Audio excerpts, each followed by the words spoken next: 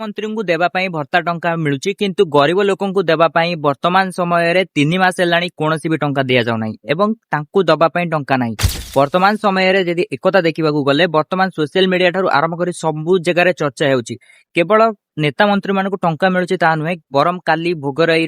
जो अच्छी विधायक से निजे ही स्पष्ट करके मुख्यमंत्री को चिठी लिखिं कि जेपर्यंत गरीब लोकों को ठीक टाइम रे तांकर भत्ता न मिली से पर्यंत मु भत्ता नेबिनी बेली एवं भत्ता बंद कर दिया जिवो बोली कहा जायछि।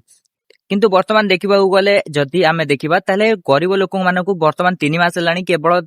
तांकु ब्लॉक रु पंचायत रु बैंक को दौड़ाक पड़ुछि एवं वर्तमान समय जो भली भाबे खरा होउछि आपण माने देखि पारुथिबे कि वर्तमान लंबा लंबा धाड़ी करबाक पड़ुछि। से माने जानि पारु नाथि भत्ता टंका मिलुनी काहेकि एवं तांकु कुहा जाउछि अपेक्षा कर एवं वर्तमान समय भत्ता टंका पाइबा पई से माने कोन करिवे से माने मध्य जानि पारु नाथि। वर्तमान समय सरकार जदि लोकमानक पई अछंती एवं लोकमानक पई सरकार ताले लोकमानक समस्या काहेकि समाधान करू नाथि एटा मध्य गोटे चिंतार विषय। वर्तमान देखा गले भत्ता टंका मिलिबो बोली सरकार एथिपाई कहउछंती कि टेक्निकल प्रॉब्लम रहिछि एवं वर्तमान भत्ता टंका मिलिबो आपण मानकु किभଳି ना आपनको डायरेक्ट बैंक को मिलिबो सेतिपई आपण मानकु डीपीटी थ्रू रे मिलिबो एबा डायरेक्ट बैंक ट्रांसफर हेबो। एवं वर्तमान समय रे आपण मानकु कोन करबाक पड़िबो ना सरकार कहउछंती आपण माने बैंक को जाय कि आपनकर आधार कार्ड लिंक करंतु ता सहित आपनकर केवाईसी अपडेट कर दियंतु एवं वर्तमान समय रे डीबीटी इनेबल रखंतु ता सहित आपण मानकु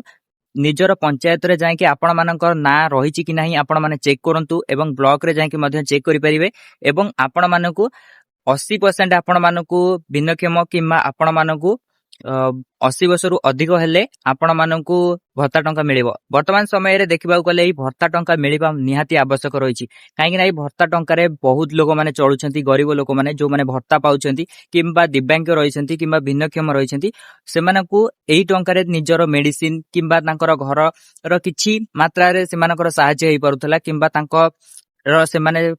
एही टंका को नेकी व्यवहार करि परथले। वर्तमान 3 मास हेलानी कोनोसी भी टंका मिलुनी एवं वर्तमान समय रे बहुत समस्या देखिबा को मिलुची। वर्तमान सरकार कोन करूछंती ताहा तो आपण माने निश्चित कहिबे कि वर्तमान समय रे सरकार केवल टाइम दउछंती कि एही दिन मिलि जिवो किंतु केबे भी मिलुनी। तो वर्तमान आपण मानकु कोन लागुची कमेंट रे कहंतु एवं आपण माने एही वीडियो को शेयर करंतु प्रत्येक लोक मानकर आवाज उठाइबा को दियंतु।